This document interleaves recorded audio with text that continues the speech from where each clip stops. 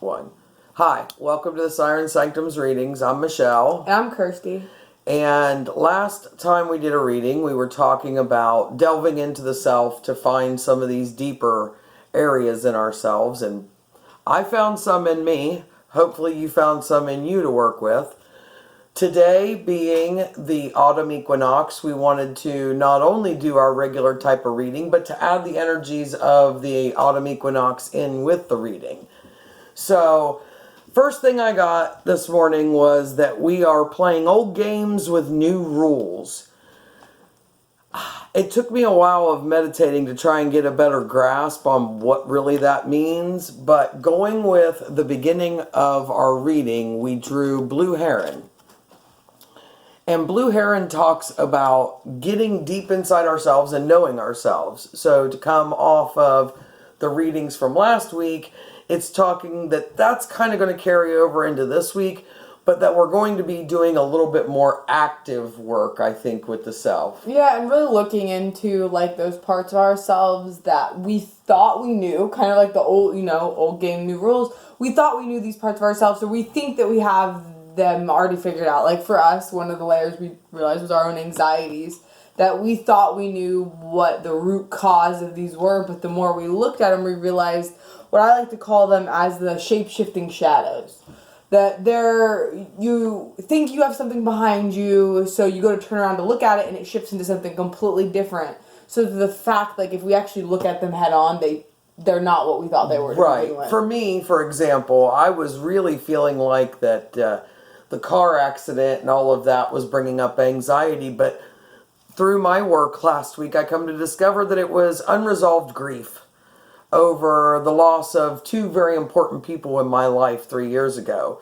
I thought that I had overcome it, but when I turned around to face that demon, he switched into car accidents and heart attacks, but the reality of it was it was just my own sadness at my loss. Yeah, and we recognize that in this, it's hard to face. I call it like kind of the mirror analogy, like where you can be on either side of the mirror, like an Alice in Wonderland thing. When you look through one side, it looks like this, but when you look through the other side, it looks like this. And in that example of what we're like looking at within ourselves, that when you finally go to face this head on, your ego is going to try to defend anything it can. So it's going to try to get you to look anywhere else besides at what the actual problem is, because our egos are trying to defend us without the realization that they're actually causing more pain. Right. In the process of us trying to prevent the pain, we're causing ourselves more. Oh, yes. And with Blue Heron, we had kind of a little difficulty trying to figure out exactly what it was saying, but we've got, here you go. Yeah, we had the Five of Swords, which I kind of looked at. A lot of the meanings behind these people could take as negative. There's a loss or something. I didn't really take that meaning from the card as that there was going to be a loss. I looked at it as though there's a victory. Because as you see the guy in the card is standing with the three swords. There's two guys walking away. So this is kind of what I was saying with the mirror analogy, is that when you're looking at it from one side, you could have lost something. You know, like you said, with your grief, you lost something in that process.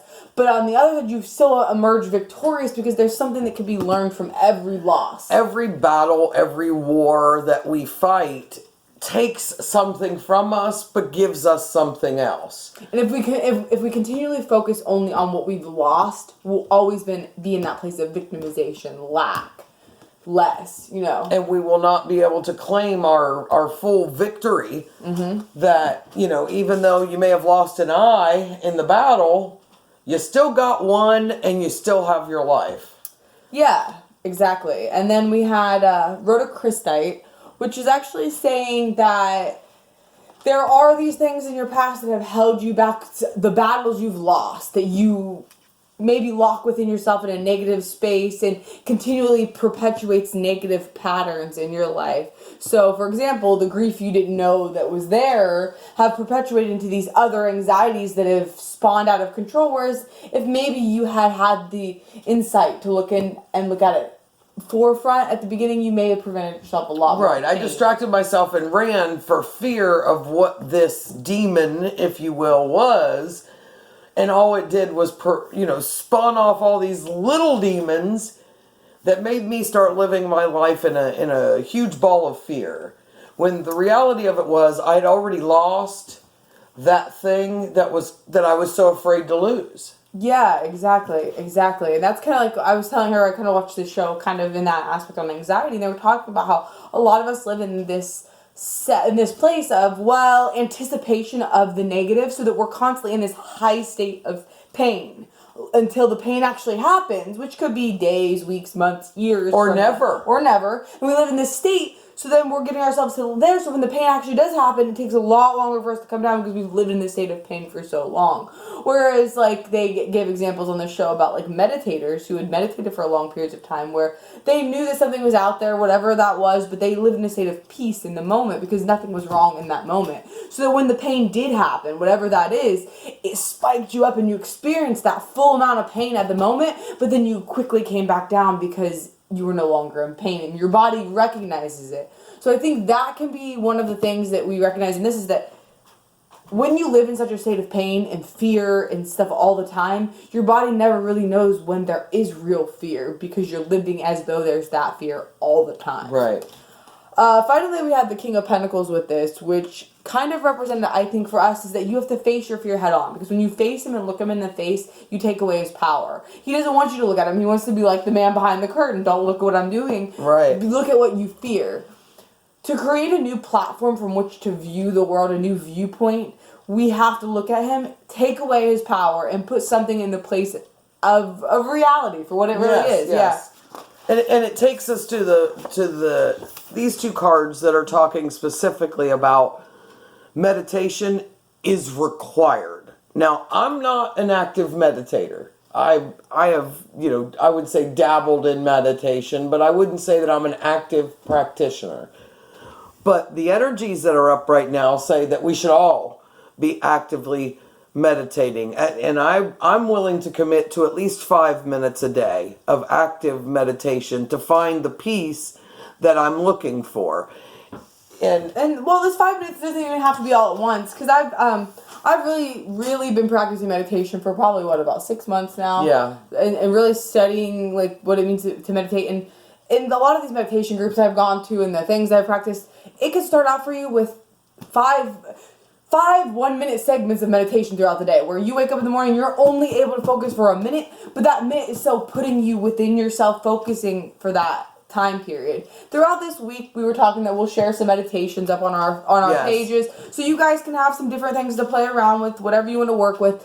But just try to at least spend a little time each day meditating, because that's what we're really going to work on that. Because out of everything we've studied and all the meditation is key. I really would say is. that it's only through my own laziness.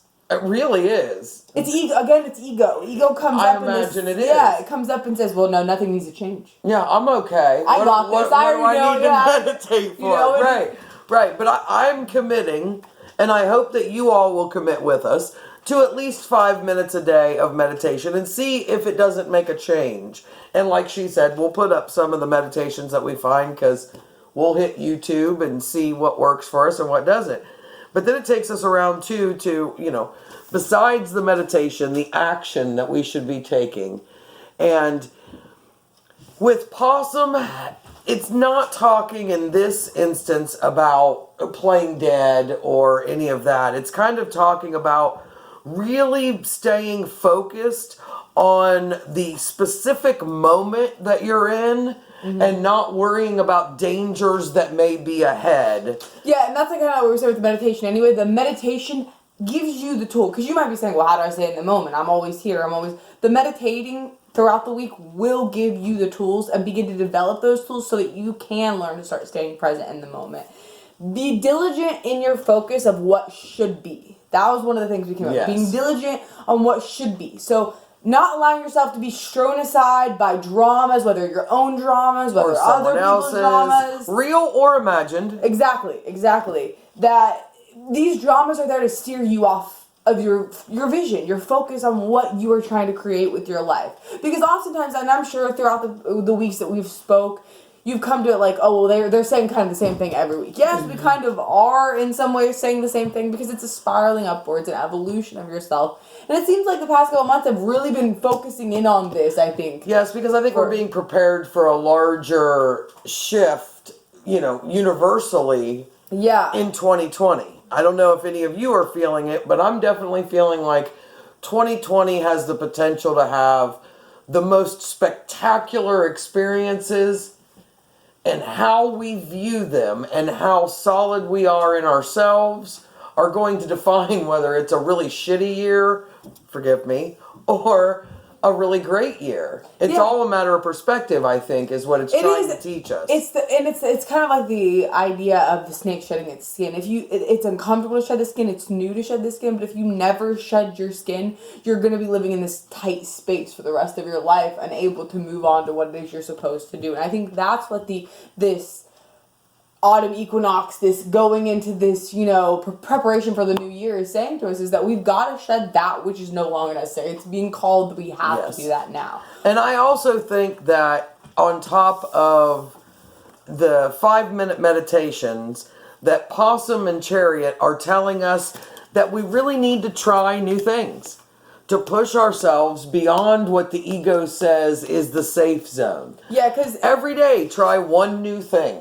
Because it's saying that success, the Chariot especially saying success is only guaranteed if you're working hard. Right. If you're working hard towards making these changes, because giving half or only is not going to change. Or putting things off. I'll do tomorrow. Yes. You have to stay focused and not allow anything to deter you. That's the action point for this. So meditation, what we take internally, the action point is to stay focused and work hard towards that which you want to achieve. And what most everybody wants to achieve is to have growth in either, their mind, their spirit, their physicality, so push yourself by looking. You kind of go back to the first week of readings when we were talking about affirmations in the mirror. Yes.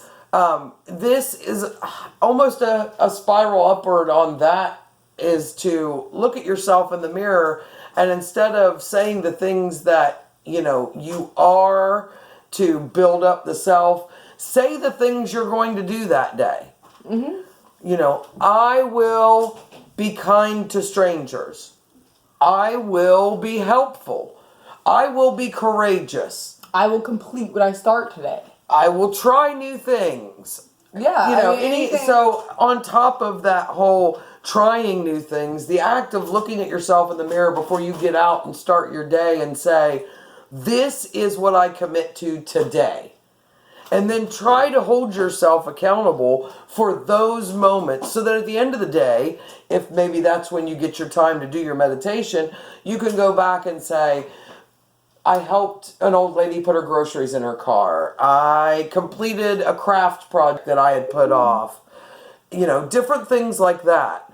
Yeah, no, definitely. And putting that focus on those things allows you to build upon the goal. Because a lot of us can get lost in this, especially those of us who struggle with mental health. It's hard to it's very easy to get lost in the goal, very hard for us to complete a goal. Yes. So if we're doing these small things each day, so saying I want to start working on overcoming my anxiety. So the first thing I'm going to do is put ourselves out there, or do something that helps to push past the boundary that ego has put up as I'm not going to go any further. So maybe go a little bit further than what you would normally go that day to try to grow. That doesn't mean you have to go out and sign up for skydiving and jump out of a plane, or if you suffer from social anxiety, go to a concert where there's 10,000 people. No. Baby steps. Yeah, if that means for us, what we struggle with leaving our house on a day-to-day basis. So just walking down the street and back is an accomplishment for us.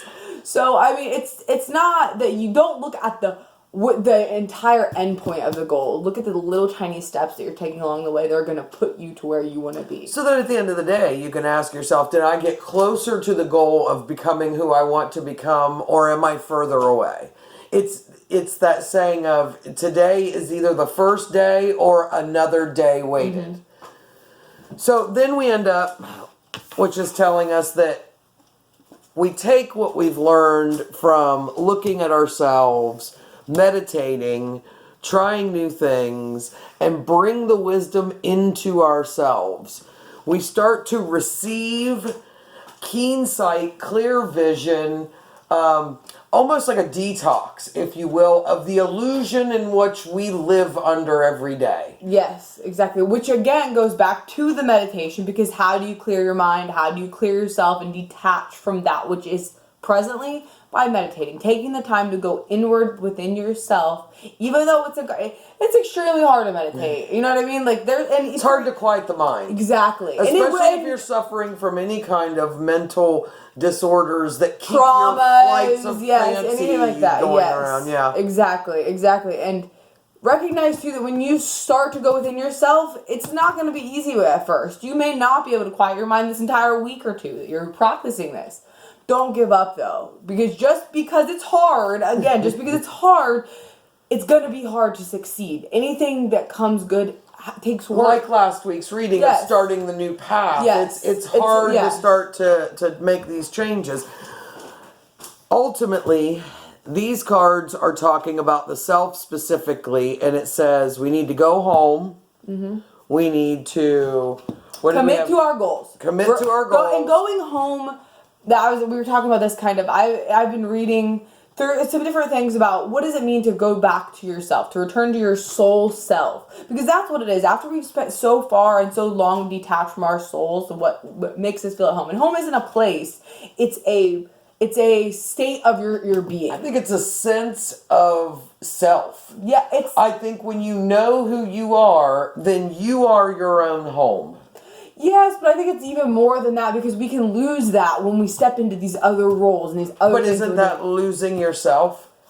No, I think that's where the returning to home comes in. Is that you find those things that do bring you back to self. Whether that's sitting and taking 5 minutes for your meditation, whether that's painting, whether that's taking a walk, whether that's listening to music, whatever that is that brings you to your sense of home, that's what you need to focus on. And it's actually, some of us don't even know what that is. Mm-mm. You have to find it, but that's most important, is starting to return. Which brings in the idea of finding your passion, your desires, that thing that drives your soul. So returning home for your commitment to goals. A commitment to goals and finding your desires.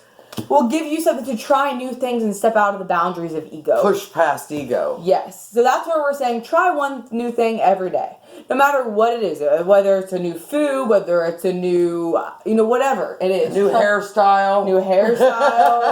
Watching a new TV show, reading a new book. Just doing something that you wouldn't normally do to push past ego. Push past the comfort zone. And in those moments, especially for those of us that suffer with anxiety, in those moments when you really feel like you just really can't do it, when you do it, it will feel that much better. You will have strength and victory over that which is holding you back from achieving your highest expression of self. Absolutely. Thanks for joining us. Hope the reading helps. We still haven't got our bath bombs up yet, but we'll be working on that this week. So check out our Etsy page, and until next time, love each other. Have a good day. Bye. Bye.